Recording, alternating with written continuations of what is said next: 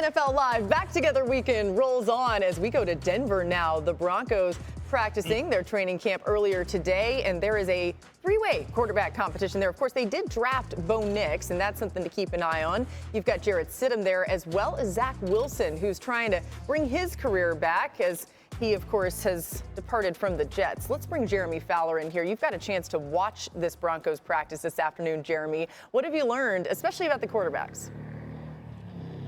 Yeah, Laura, I just walked off the practice field. I watched all three quarterbacks trade shots all day, throwing a series of passes. And I got to tell you, from talking to people here on the ground with the team, they are very impressed with Bo Nix. They feel like they have something. There's not a sentiment of like, oh, he's coming along, or oh, rookies need time. It's like, no, he's impressive. They just feel like he's able to process information at the line of scrimmage at a high level for a rookie. It showed today. He threw an interception, came back with 3 straight touchdown passes in a hurry. So he's making his case, but Jarrett Stidham, Zach Wilson, certainly still in the mix. They made a series of good throws today, too. Sean Payton hoping for a little Bill Parcells magic with Zach Wilson, because Parcells always taught him, take what was once a high asset, former first-round pick. If you're able to get him at a low cost like they did with Wilson in a trade, they've got pedigree, could show to be something down the road. So they're hopeful.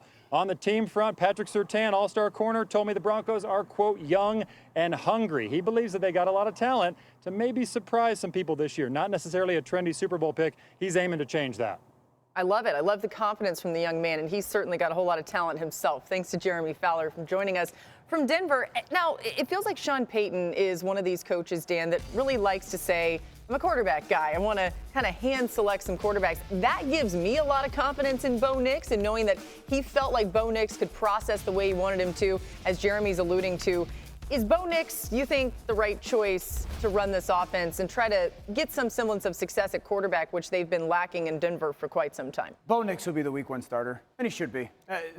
If we had to ask the things that Sean Payton really values, from huddle, break huddle to the line of scrimmage and quarterback play, you better be able to handle a lot of changes, because Sean Payton's going to roll different people on the field personnel-wise, a bunch of different formations. You have to handle all the verbiage of that. So intellectually, you have to have it at a high level, and then you have to be able to communicate it. Well, 61 college starts, and being able to do that for 2 different places is going to help. Number 2, you have to have really good accuracy at all different levels of the field. This isn't like some guys come in, you're like, man, he's really good at the deep ball, but he's got to get better, like a Zach Wilson, at the underneath stuff and the short stuff. He's got high level ball placement at all of it. And then you've got to have above average pocket skills and athleticism. Bo Nix has that. Bo Nix will be their week 1 starter. And they had a man crush on him coming out of college. The old man crush. They were enamored with this guy during the course of the entire process leading up to the NFL draft, until they drafted him in the 1st round. And they are intrigued with Zach Wilson, who they got in a trade from the New York Jets, and they like Jarrett Stidham. But I think it's hard not to look at Bo Nix as the guy to beat for that job. Yep. I think it's his job to lose this summer. And as long as he goes out and plays the way that they think he's going to, I think he's the leader. But again, he's still got to go out and earn it this summer, but it's set up, I believe, for him to win that job, Dan. In my time of talking to Sean Payton, he has a very particular profile as far as what he wants out of players. And every time, the common thread amongst all positions, and Sean can talk about every position on the team. When you talk to him in a production meeting, he'll go through the entire roster. Yeah, he's great like that. And give you like details and nuggets on every single person, some that you can use, some that you probably shouldn't use. But I can say this, when it comes to quarterback play, Dan, you touched on it perfectly. I think it's mental horsepower. Yeah. How much processing horsepower do you have? Bo Nix completed what? Almost 80% of his passes this past year? And people go, well, what was his yards per attempt? Well, it was up there too. So it wasn't just a bunch of little screens. And I understand that it's Oregon, right? And this is the NFL. But he has the traits into mental horsepower that Sean would want. And when we were down there at the Senior Bowl and watched him play on the practice field, when you talk about throwing an interception, coming back and throwing a couple touchdowns, that's what he was like during those practices. Yeah. Nothing fazed him. Weathered. Nothing fazed him. He was like, okay, I'm going to move on to the next play and the next play and the next play. People were like, well, what's it like working under center? I'm good. I'm working at it. Every day it got better, it got better, it got better.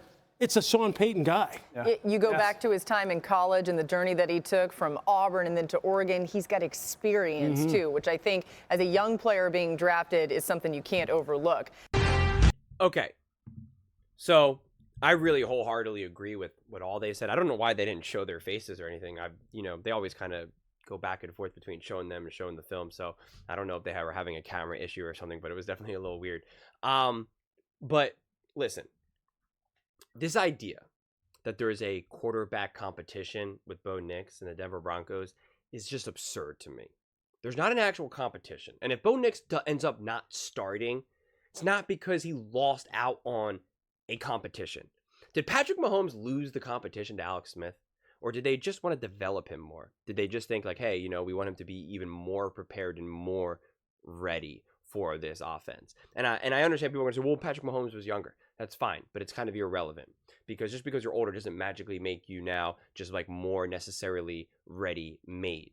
It can help, obviously. It's not an irrelevant variable, but it's not the linchpin that people think it is, where they're just like, well, he's already 25 and he started 61. If he's not ready, that means he's just not ready forever. Because that is what someone said to me in the comments. And I'm like, that's just flawed logic right there.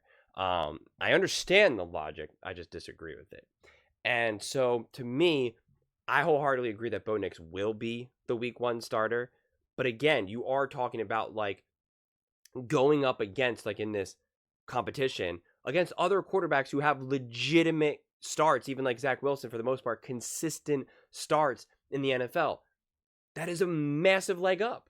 He should, in theory, unless he's a complete disaster, understand how to run an NFL pro offense a little bit better than Bo Nix. Because Bo Nix is indeed a rookie. Like, that's just how way it goes. He should be able to handle the pressure, the moment, the preparation better than Bo Nix because he's done it before, right? And so it's not to say that, Bo Nix then is just not prepared or not ready or can't be there. It's just understanding that no matter how old Bo Nix is or no matter how many starts he's had, he is indeed a rookie. He is indeed a rookie. And like I think it was Orlovsky that said it, Sean Payton's offenses are very complex. And so there's a lot to understand, a lot to learn, and a lot to be expected from him. And that's what I actually said. I made a previous video kind of similar to that. I didn't say it as exactly directly as Orlovsky said, but Sean Payton is the one that is pulling all of the strings in the offense, and he wants a quarterback who can just do what's told. In a lot of ways, he just wants like a video game avatar, right? And it's easier said than done. And it's not to say that you don't need a really good to great quarterback or an elite quarterback, but it's just like understanding exactly what Sean Payton wants and executing that. Sean Payton is the visionary. He's the offensive savant. And so that is where then Bo Nix should have a huge leg up in terms of being able to actually be successful. But it still takes time to get to that point. So I just reject this idea that there's any type of competition because Sean Payton is going to start who he wants to start. And if Bo Nix is not the starter, it's not because Bo Nix lost the competition to Zach Wilson. The only way that happens is if Zach Wilson is truly a stud quarterback and just had a disastrous situation with the New York Jets. That's the only way that happens. If Zach Wilson really proves to be a top elite quarterback, then maybe. But I don't see that coming personally, right? I think Bo Nix is the type of quarterback that the Broncos wanted. And, you do kind of take a Zach Wilson just because you can, kind of like Bill Parcells said, where it's like, yeah, why not take a flyer? Listen, especially when you are someone like a Sean Payton, it's just worth it to kick the tires around because you're like, I'm an elite offensive coach. I know what to do. I know how to bring quarterbacks up to speed. So yeah, maybe there is something there. And it's a bet, right? It is. It's an easy bet to make. If I said, hey, you have the potential to win $300 million and all you do is got to, $5. Like, are you willing to kind of just throw it in there? It's like, yeah, sure, why not? Whatever, who cares? So it's kind of like it's a very easy decision to make. Bo Nix is what they actually invested resources in. They truly do believe in Bo Nix, and like Shefty keeps talking about, they have a love crush on Bo Nix because again, Bo Nix more than anything is cognitively able to handle what Sean Payton expects from his quarterback, and then physically in terms of the actual execution and actually doing what needs to be done in terms of the accuracy and high completion percentage, that is Bo Nix. Is he going to just marvel you and dazzle you with some of these like highlight reel throws of Bo Nix? Probably not. Maybe though, who knows? But probably not. But is he going to dazzle you with his consistency and his ability to execute the offense and the ability to handle the moment and not be shook and be able to do all the things that he needs to do in a highly complex offense and build a relationship? Because again, you're thinking about this from the long-term perspective. You're looking at Bo Nix on a 3, 4, 5 year timeline of building an intimate relationship with Sean Payton and that offense, not unlike Drew Brees and Sean Payton. Like that is what's at stake. That's what you're looking to do. And it started a couple months ago, right? It started the moment they got drafted, probably before that, honestly. And that is what the expectations are of Bo Nix. And so however Sean Payton sees that fit, you know, that'll do it. Because there were some rumors around that he wouldn't start Bo Nix early on in the season because they play a couple really tough defenses. And it's like, oh, they don't want to set, you know, Bo Nix up to fail or whatever. I reject that. I just don't think Sean Payton is going to necessarily go into the season saying, hey, we're going to start Zach Wilson for a few games, but you know, then he's going to be benched and then you're going to go in. That's kind of too sloppy. I just don't see that happening, because the way how you have to practice and set your offensive identity as a whole, you're going to set your team up for failure. And I don't think Sean Payton is going to set his team up for failure. So I'm really, really excited. I've said that a million times about Bo Nix, and to see what he can do. I'm a firm believer that he can have a tremendous amount of success. And I think he is truly with the best coach for him, for his style of play, for what he's capable of doing in the NFL. So I think it's a perfect match for them. And now we just have to wait to see it finally unfold. And I can't wait. But those are just my thoughts. I would absolutely love to hear yours. What do you guys all think? Do you think Bo Nix will have a tremendous amount of success with Sean Payton and the Denver Broncos? Do you think it's actually like a quarterback competition? Let me know in the comments below. I read every single comment, so whether you agree with me or disagree with me, either way, let's get in some discussions, let's get in some fights, but ultimately, let's just have some fun. And please do consider subscribing. We are building an amazing community here, and I'd absolutely love to see you part of it. I want to build something that we all genuinely feel connected to. Something that we're really excited to be part of. I think we're well on our way to doing it. And please don't forget to give this video a thumbs up, as it really does help with the visibility and the algorithm. Thank you so much, and see you next time.